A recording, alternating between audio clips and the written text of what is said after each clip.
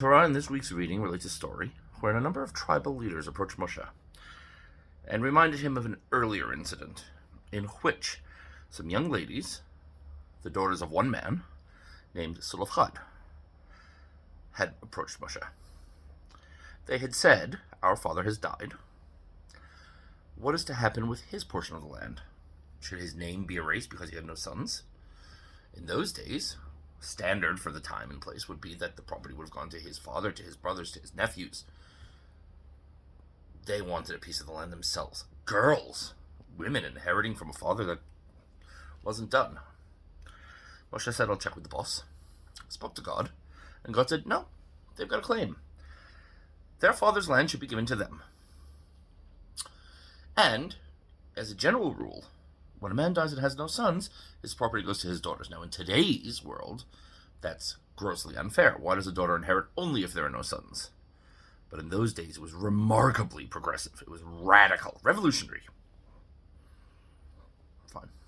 Within context, it seems like a good deal.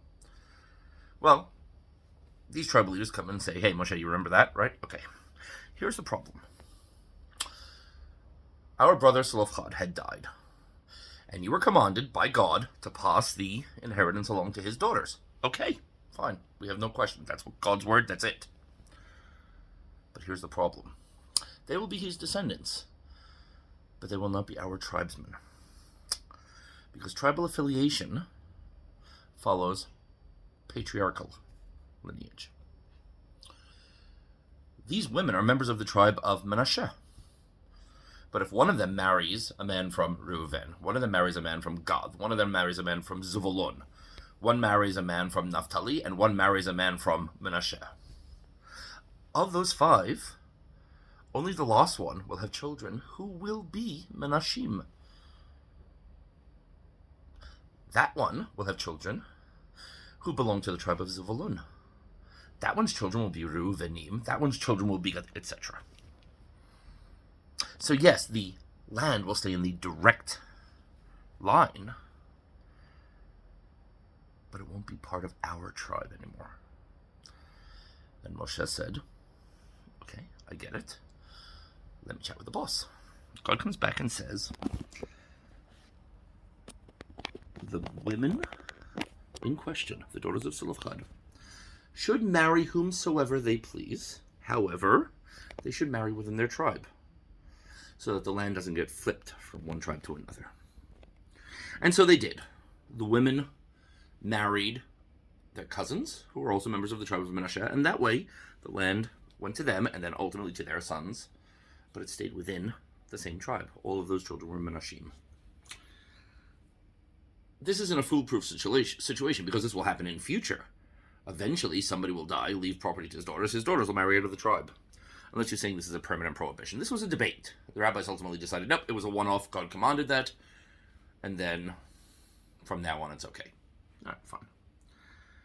Interestingly, Rabbi Moshe Feinstein wrote in his commentary that it was only a suggestion, because God said they should marry whomsoever they please, and then went on to say they should marry within their tribe.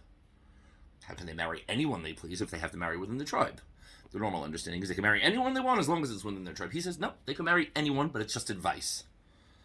But are you going to ignore advice from the ultimate advisor? So sure enough, that's what they did. This particularly strikes a balance between personal desire, personal rights, and communal need.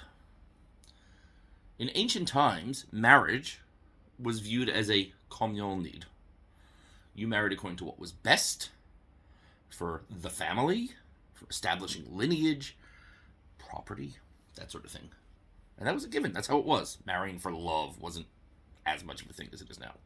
Nowadays, in Western society, we take it as a given that you marry for love, and your family don't have a say in it. You can marry whatever you want, anybody, whomever you want.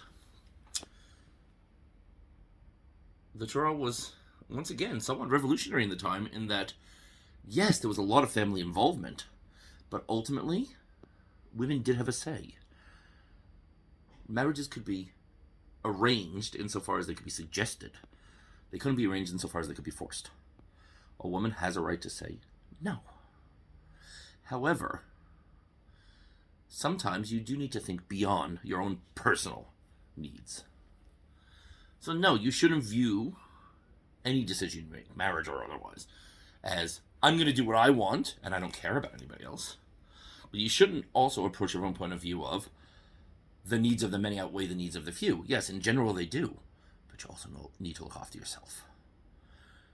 This Torah reading is about striking a balance between those two. So think, how can you, in your life, find balance? I wish I could share my secret, but I don't have one. I'm searching as much as any of the rest of you, and probably more so. So I wish you luck in that search, and pray for me, because I need more help than you do. I'm also searching. Good luck to all of us. Shabbat Shalom.